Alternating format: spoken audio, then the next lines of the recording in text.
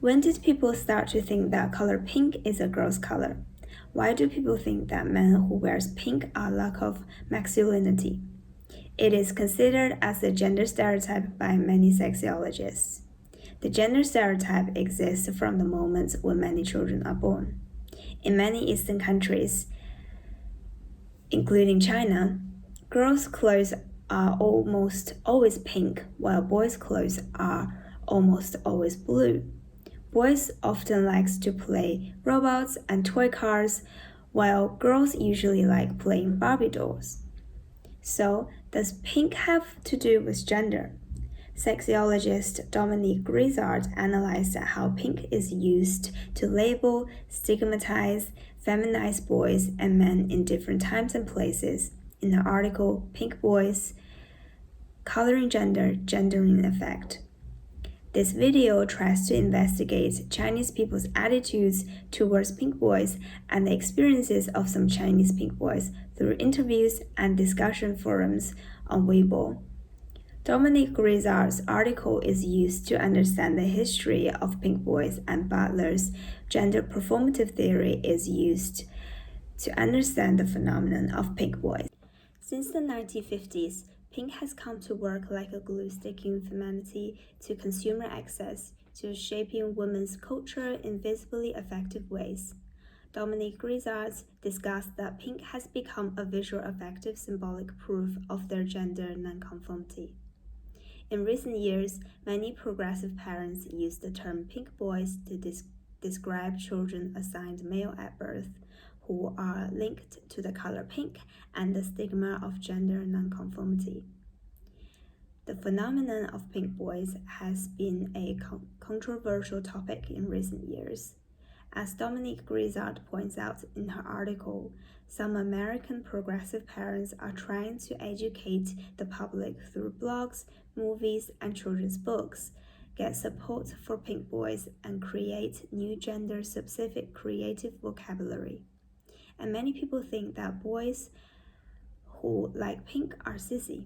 For example, reparative therapist Richard Green and Ziegler used the color pink to describe a boy who is considered too sensitive and weak. They believe that pink is a sign of gender control.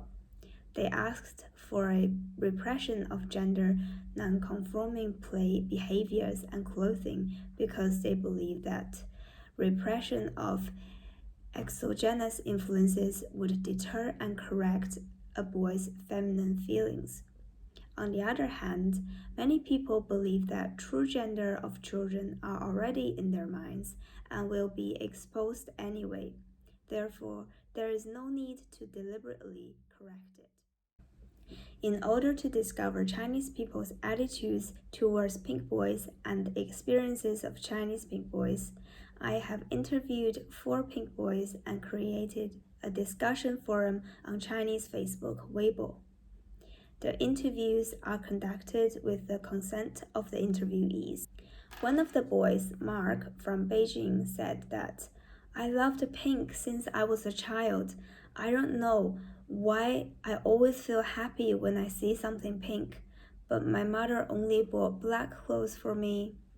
When I was 16 years old, I told my mother that I liked pink very much and I wanted to wear pink clothes all the time. My parents told me that pink was not for boys. I cried so much because of black t-shirts. From then on, I stopped controlling myself and I started wearing pink. Until now, when I go to streets, a lot of people look at me. They probably think that I'm a monster or something. But my mother has been supportive. I didn't expect that she can be supportive. She said that she wants me to be happy. However, my father is a very traditional man from Beijing, and he cannot accept my dressing like this. He even wanted to take me to see a therapist for several times. He really thinks that I'm sick. It is abnormal.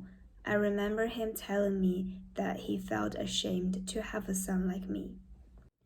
Obviously, Mark doesn't have the progressive parents mentioned in Grisard's article. Although his mother was supportive, his father didn't agree with him and thought that his obsession with pink is a mental illness. As Grizzard's article shows, the defining characteristics of clinical disease include dress codes, play behavior, and emotional norms.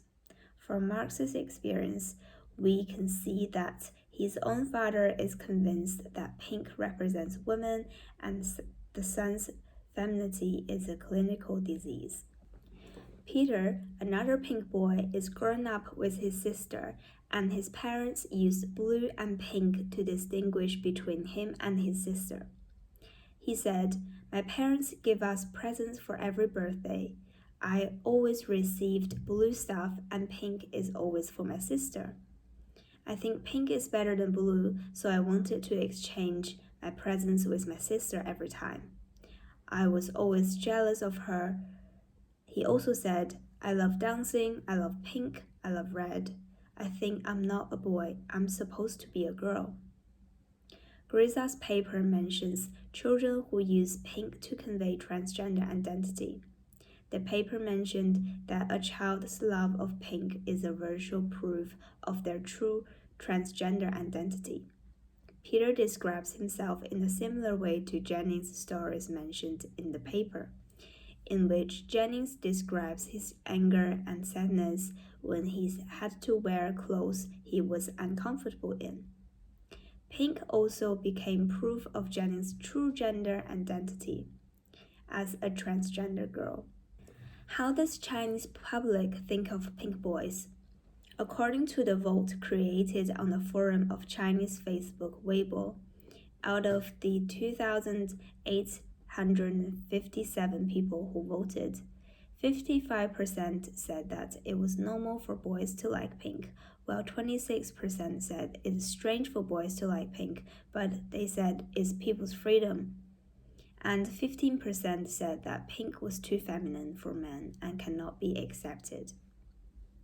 When voting question was how you think of boys wearing pink dresses and other women's clothing, 74% of the people said they could not accept it, and only 25% said it's their personal freedom and it is acceptable. In addition, comments under Harrison's social media also caught my attention. The boy in the picture, Harrison, is known as a pink lover, and he likes to post his pictures on social media of himself wearing pink clothes and wearing pink makeup. But in the comments section of his photos, there are a lot of different voices. Some people think that he is a monster, wearing pink is disgusting.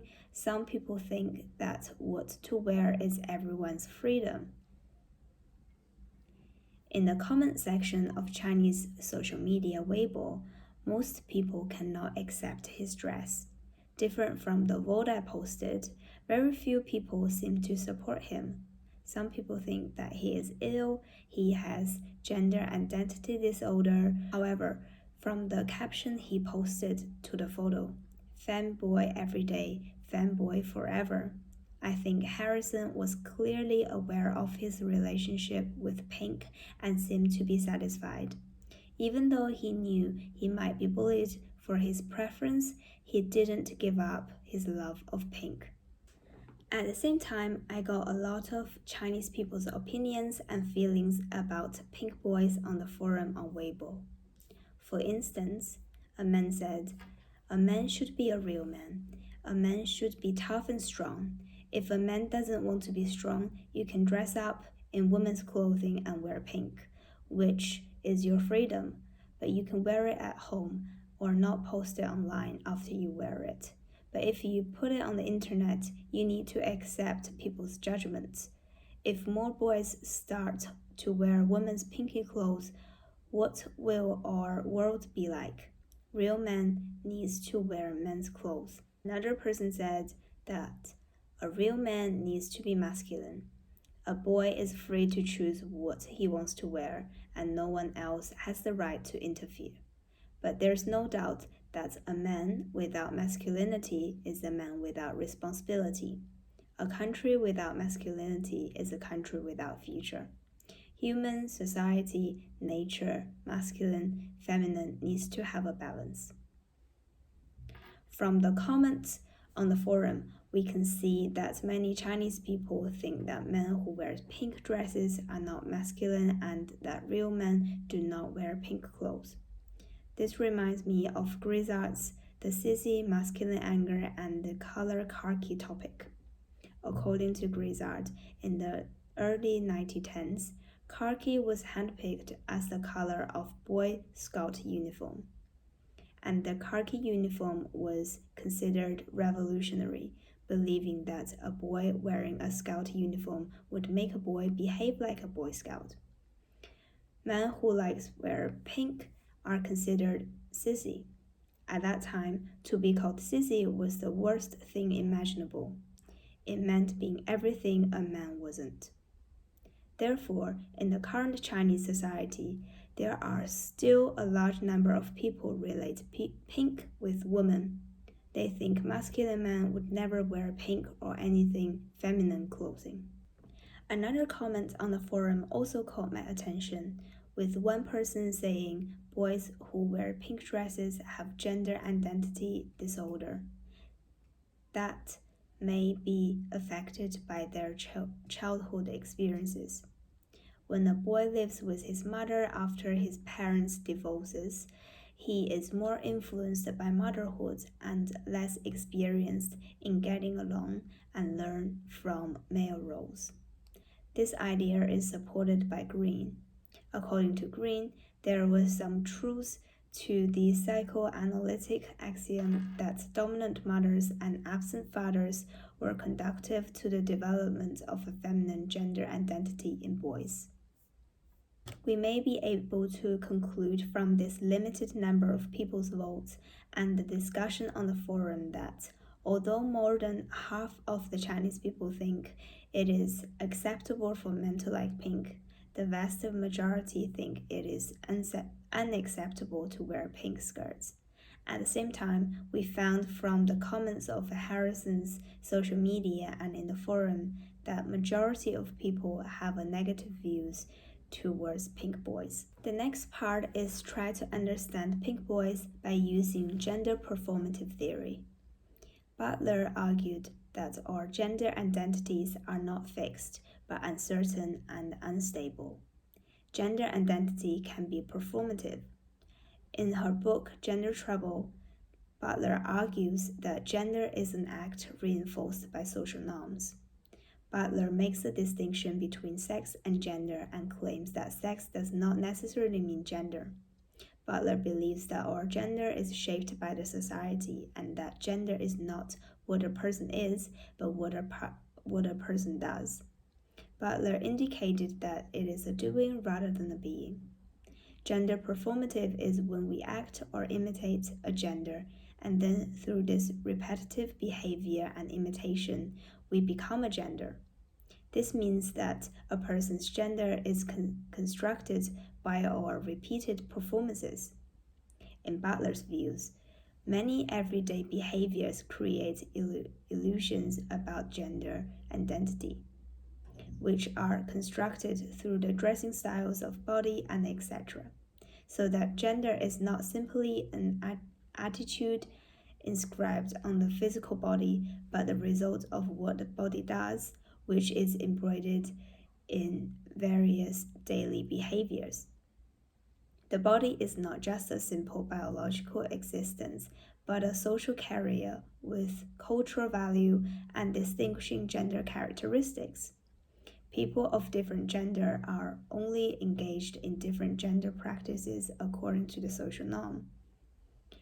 Butler believes that no one can be a real gender before doing a gender act. Therefore, gender is a performative construct through repetitive performance. According to Butler's theory, we can tell that clothing is one of the manifestations of gender, and what clothes you wear does not necessarily mean what gender you are. As Butler said, a man does not have to define himself when he lives with the rules, but must find a weapon to protect himself when he crosses them.